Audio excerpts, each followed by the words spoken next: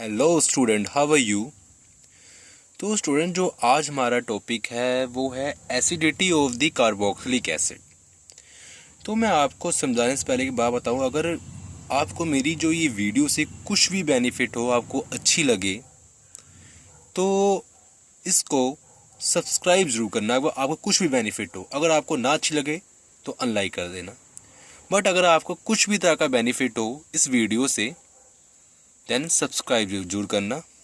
If you get any benefit from my video, then please subscribe my channel and like this video.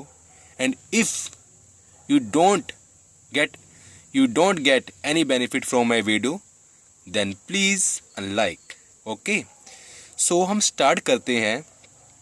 So today I started my topic. Our topic is acidity of carboxylic acid.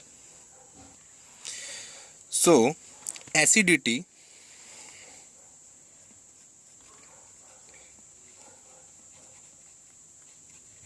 of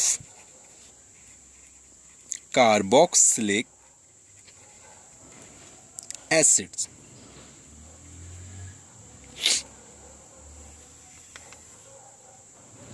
So first of all, the acidity means उसका मतलब acidity का क्या है कि इसके ऊपर proton छोड़ने की क्षमता है। The tendency of losing proton. Okay, what is the mean of the acidity? The tendency of losing proton. जो हमारी प्रोटॉन छोड़ने की क्षमता है किसी भी एसिड की, मतलब किसी भी कंपाउंड की, तो उसको हम करते हैं एसिडिटी कहते हैं। Okay, I started. First of all I written. So I started.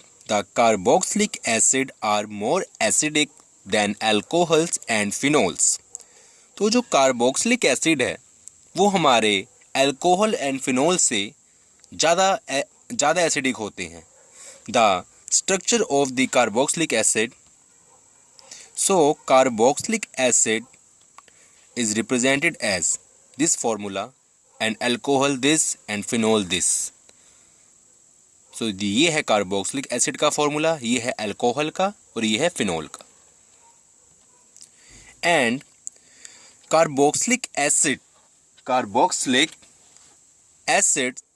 Acids are weaker than that of the mineral acid. जो हमारे कार्बोक्सिलिक एसिड होते हैं वो वीक होते हैं किससे? मिनरल एसिड से। और किससे ज़्यादा एसिडिक होते हैं? अल्कोहल एंड फिनोल से ज़्यादा स्ट्रॉन्ग एसिड होते हैं। और वो कमज़ोर होते हैं acid as compare to mineral acid. और मिनरल एसिड क्या होते हैं हमारे? जैसे कि HCl, H2SO4, HNO3। And the mineral acid are HCl, H2SO4, HNO3, hydrochloric acid, sulphuric acid and nitric acid. And when in aqueous solution like water, carboxylic acid splits into ion and exists in dynamic equilibrium state between carboxylate ion and hydronium ion. In aqueous solution, जैसे कि हमारा water पानी है, जो अगर उसको हम carboxylic acid को उसमें घोलते हैं तो ये दो आयंस में स्प्लिट हो जाता है, टूट जाता है। और ये मतलब एग्जिस्ट करता है डायनामिक इक्विलिब्रियम स्टेट में। तो डायनामिक इक्विलिब्रियम स्टेट क्या होती है? Between carboxylate ion and hydronium ion. अगर हमने इक्विलिब्रियम चैप्टर पढ़ा हो तो उसमें हमने देखा है कि हमारा जो कार्बोक्सिलिक एसिड है वो हमारा carboxylate ion and H positive जो आयन है उसमें स्प्लिट हो जाता है। And this a condition of double arrow, this is a dynamic equilibrium state. And when carboxylic acid and the carboxylic acid split into this ion, carboxylate ion and H positive ion, and when carboxylic acid is dissolved in water, same reaction, okay, but in this reaction we add H2O. So the purpose of the reaction is also gives H positive ion like H3O positive ion so CH3 C double bond O OH H2O CH3 C double bond O negative plus H3 positive. तो मैंने जो ये दूसरी reaction लिखी और पाके, इसका मतलब भी क्या, हमें H पॉजिटिव आयन देना है, जैसे हमने पहले रिएक्शन में देखा। बट इसमें क्या रहता है, H3O पॉजिटिव हमने पानी में घोला, ठीक है, जो हमारा मकसद है।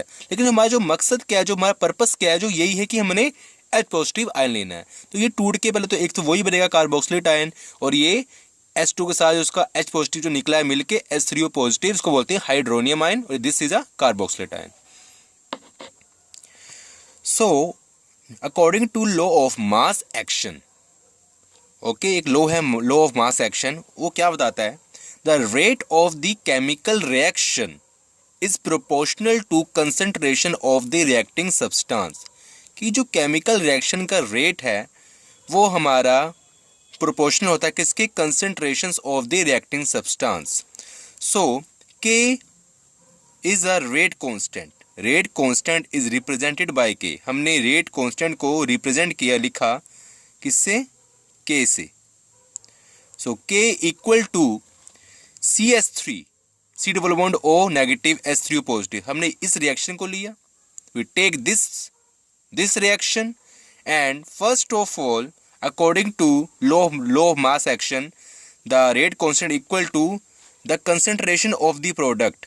This brackets represent, this square brackets represent concentration. Okay, represent the product, this and this, and under and following this reactant. तो हमने क्या लिखा कि पहले तो हम जो रेट कांस्टेंट है वो हमारा किसके होता है, कि ऊपर हम जो लेते हैं कंसंट्रेशन लेते हैं वो लेते हैं प्रोडक्ट की, फिर नीचे लेते हैं हम रिएक्टेंट की। तो ये जो हमारा स्क्वायर ब्रैकेट है ये रिप्रेजेंट करता है कंसंट्रेशन को, हमने सामने लिखना नहीं कंसंट्रेशन, तो इसको हमने क्या, स्क्वायर, जो अपना स्क्वायर ब्रैकेट है ये हमारा उसको कंसंट्रेशन को रिप्रेजेंट कर रहा है। So now if take H2O in excess, अगर हमने जो पानी है वो ज़्यादा मात्रा में लिया, the concentration of H2O remains constant. तो जो कंसनट्रेशन होगी H2O की वो कॉन्स्टेंट रहेगी, क्योंकि अगर हम थोड़ा सा भी पानी यूज़ कर लेते हैं तो उससे हमारा पानी जो पूरा बाल्टी में लिया, अगर हमने मान लो बहुत ज़्यादा पानी, कोई बीकर में हमने पानी लिया, तो उसके जो मात्रा में कोई इतना फ़र्क नहीं पड़ेगा, बहुत कम पड़ेगा। तो because we use some water for this reaction, then negligible effect on the concentration of the H2O.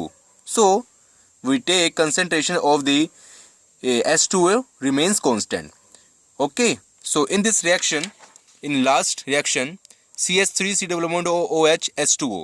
H2O हमारा यहाँ था पिछले रिएक्शन में, हमने क्या करा, इसको like a with cross multiply H2O here, and this product KH2O is also called Ka, and this is a dissociation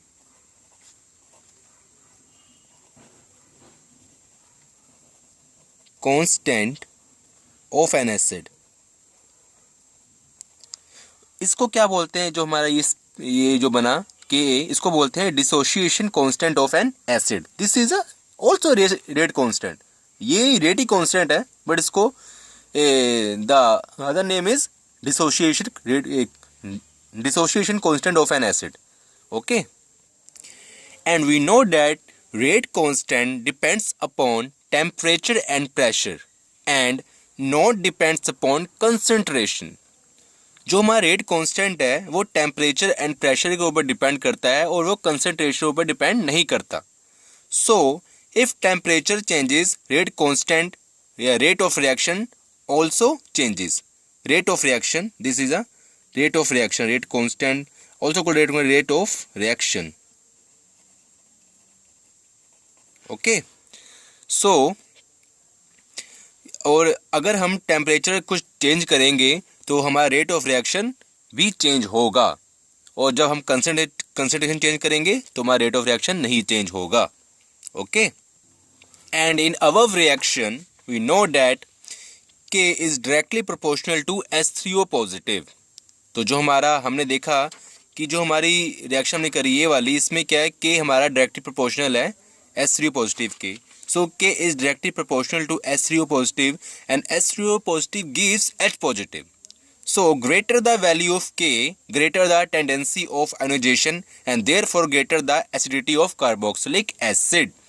तो जब हमारा इसकी वैल्यू बढ़ती है, ज़्यादा होगी K की वैल्यू, तो हमारा जो उसकी टेंडेंसी है उसको कोई भी प्रोडक्ट को टूटने की, उसको आयन में टूटने की, वो ज़्यादा होगी, तो हमारी जो एसिडिटी है वो भी बढ़ जाती है किसकी, कार्बोक्सिलिक एसिड, क्योंकि हम यहाँ बात करें कार्बोक्सिलिक एसिड की.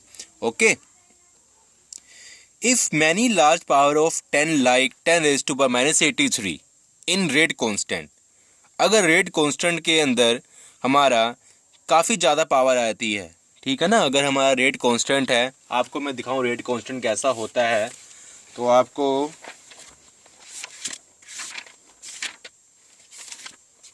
ये देखो कि जो आपको दिख रहा होगा, तो अगर रेट कांस्टेंट है जो हमारा no here carboxylic comparison of acidity, ये रहा देखो, तो रेट कांस्टेंट है हमारा के, इसकी जो पावर है वो 17.7 इंटू 10⁻⁻5 है, यहाँ पर -5 है, ऐसा कुछ है, मतलब 10⁻⁻5 कुछ ऐसा है. तो हमारे अगर ऐसी वैल्यू आती है, ठीक है ना, माइनस log के, ठीक है, और उसमें क्या है हमारे पास वैल्यू आती है लाइक 10⁻83 8400 कुछ भी आती है, तो उसको हम क्या यूज़ करते हैं, हम ये यूज़ करते हैं टर्म क्या, पी की है.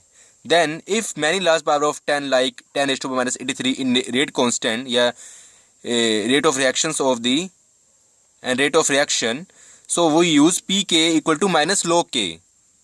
तो हम यहाँ यूज़ करते हैं ये टर्म, हम ऐसे ही नहीं लिखते, हम यूज़ करते हैं पी के -log के. Okay.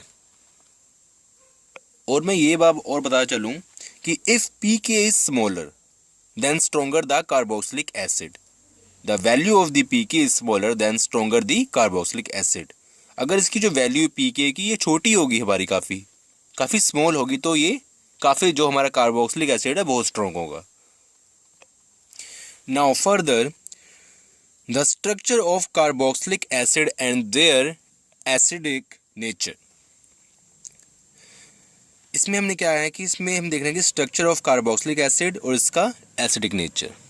We know that the carboxylic acid is this type, the formula of carboxylic acid और this type, and the reactions occur in the carboxylic acid, and after reactions this bond is goes to here, and this electron is goes to here and form this type.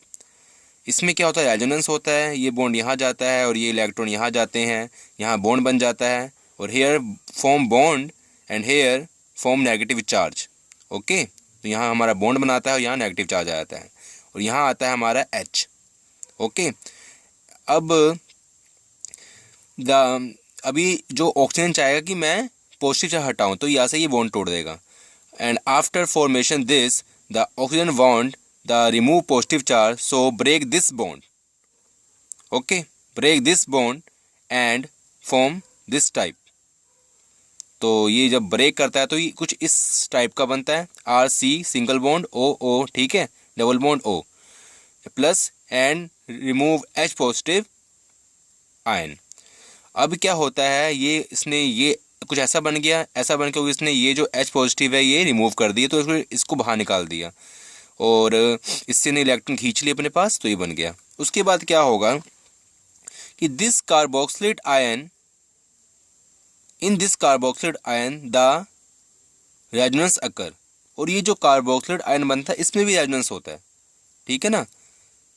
Okay, the resonance occur in this and form this, so the carboxylate ion has greater tendency than the carboxylic acid because the resonance energy of the carboxylate ion is greater than that of the carboxylic acid.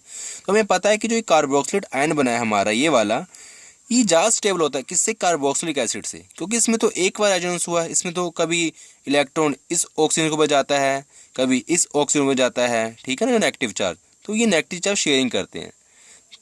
The carboxylate ion has greater stability because the resonance occur in this carboxylate ion in 2 times. Okay, like this the negative charge appears on this oxygen atom and this oxygen atom. then change, interchange. Okay, so the carboxylate ion is more stable, like this carboxylate ion has more resonance energy than this carboxylic acid, because in carboxylic acid only one times resonance occur, and in this carboxylate ion many times resonance occur. eh? Okay, the negative charge appears on this oxygen atom, and after some time this oxygen atom and interchange. Okay, now comparison of acidic character of character of alcohol and carboxylic acid. Okay, comparison of acidic character of alcohol and carboxylic acid. तो हमने acidic जो character है alcohol and carboxylic acid का वो हमने compare करना है. तो here carboxylic acid plus H2O and after removal of H positive like H3O positive. Okay, after removal of H3O positive, this form this type, and the story here is same.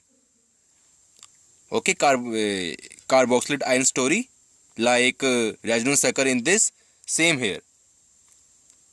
Okay, and this is stabilized by resonance. But in alcohol, तो हमने क्या देखा कि यहाँ पर जो carboxylic acid में जो हो रहा है यहाँ पर सारा कुछ, ये हमने जो ऊपर पढ़ा था हमने यहाँ पर कार्बोक्सिलेट आयन में, वो वही हो रहा है यहाँ पर. तो तभी ये क्या स्टेबलाइज है, मतलब जो कार्बोक्सिलिक एसिड है वो टूट गया, H पॉजिटिव में उसको हमने H पॉजिटिव इसको दे दिया और H3O पॉजिटिव यहाँ बनाइए. तो यहाँ जो हमारा होगा कार्बोक्सिलेट आयन बना, तो ये इस तरह से जो हमारा बना कार्बोक्सिलेट आयन, ठीक है ना, तो हमारा एक ही बनेगा, लेकिन वो स्टेबल होता है. क्यों होता है तो हमने यहाँ दिखा दिया ब्रैकेट में बॉक्स में बंद करके, तो ये क्यों होता है, ठीक है. और but in alcohol when it dissolve in H2O then it split in this type RO negative plus H positive या H3O पॉजिटिव. जब हम एल्कोहल को उसमें घोलते हैं पानी में तो कुछ ऐसा बनता है, and this stage is very unstable. This is not form.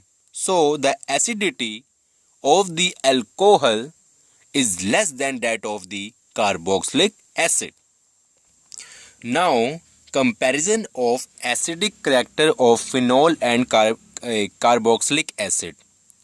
So this is a carboxylate ion, means after the removal of the H positive ion the carboxylic acid form carboxylate ion, and the resonance occur in carboxylate ion. So this is a more stable. We read in last. तो हमने क्या देखा कि जब carboxylic acid अपना H positive जो ion है वो रिमूव करता है, जो हमने पीछे पढ़ा था, तो वो ये बनता है कार्बोक्सिलेट आयन, और जो रेजोनेंस होता है कार्बोक्सिलेट आयन में हमें पता है, और ये ज़्यादा स्टेबल होता है. But in phenol, and this is a phenoxide ion, this is phenoxide ion. When removal of H positive ion from the phenol, it is formed phenoxide ion, and the resonance occur in phenoxide ion, and during resonance the negative charge appears on the less electronegative carbon atom. Okay, here C. Okay, and again the negative charge appears on the less electronegative carbon atom, and here in upper case the negative charge appears on the in both time more electronegative oxygen atom. So it is more stable, and this is less stable than the carboxylic acid, and this form of phenoxide ion is unstable. So this form of the phenoxide ion is unstable. तो हमने क्या देखा कि जब हम phenol क्या formula होता है फिनोल का, दिस इज अ फिनोल, ठीक है ना. तो फिनोल से जब हम H पॉजिटिव आयन निकाल देते हैं तो ये कुछ बनता है ऐसा, इसको बोलते हैं फिनोक्साइड आयन. अब फिनोक्साइड आयन में जो रेजोनेंस होता है हमें पता है, लेकिन जब रेजोनेंस होता है तो ये जो रेजोनेंस यहाँ हमारा कार्बन होता है, एक्चुअली बेंजीन के अंदर इस पोजीशन पे सारे पे जो क्या होता है कार्बन. तो जो नेगेटिव चार्ज है वो बार बार आता है जब रेजोनेंस होता है तो लेस इलेक्ट्रोनेगेटिव कार्बन एटम के ऊपर आता है। तो जो जब और इसमें क्या आता है, जब रेजोनेंस होता है तो ये जो नेगेटिव चार्ज है, ये इलेक्ट्रॉन है, ये आते हैं मोर इलेक्ट्रोनेगेटिव, ठीक है, ऑक्सीजन एटम। तो ये ज़्यादा इलेक्ट्रोनेगेटिव है ऑक्सीजन एटम, हमें पता है कि FON, ठीक है ना, ये 3 इन बहुत ज़्यादा होते हैं इलेक्ट्रोनेगेटिव। तो सेकंड में क्या है, ऑक्सीजन है। तो इसलिए क्योंकि नेगेटिव चार्ज इसमें ज़्यादा इलेक्ट्रोनेगेटिव जो एटम के उसके ऊपर आता है, जैसे ऑक्सीजन, और यहाँ पर कम इलेक्ट्रोनेगेटिव एटम जैसे अपना कार्बन के ऊपर आता है। तो ये जो स्ट्रक्चर है हमारा, ये हमारा मतलब इसका जो एसिड है, जो अपना ये अनस्टेबल होता है एक्चुअली, ये फिनोक्साइड आयन है, ये अनस्टेबल होता है, तो ये बनता मतलब मुश्किल से बनता है। तो this is so therefore the phenols is less acidic then carboxylic acid. Okay, तो बच्चों अगर आपको मेरा लेक्चर अच्छा लगा हो, अगर कुछ भी आपको सीखने को मिला हो, तो आप इसको like and subscribe and share जरूर करना अपने कॉलेज फ्रेंड एंड अपने जो स्कूल फ्रेंड कोई भी हो तो उनसे ज़रूर शेयर करना। और अगर कोई भी क्वेरी हो आपसे, आप कमेंट जरूर करना, ठीक है। ओके, अगर आपको नहीं भी पसंद आया तो उसको अनलाइक बेशक कर देना, लेकिन अगर आपको पसंद आया, कुछ बेनिफिट हुआ है, तो आप इसको जरूर लाइक करना। So if you in good mood, please like share and subscribe my channel. खुदा हाफिज़, गुड बाय।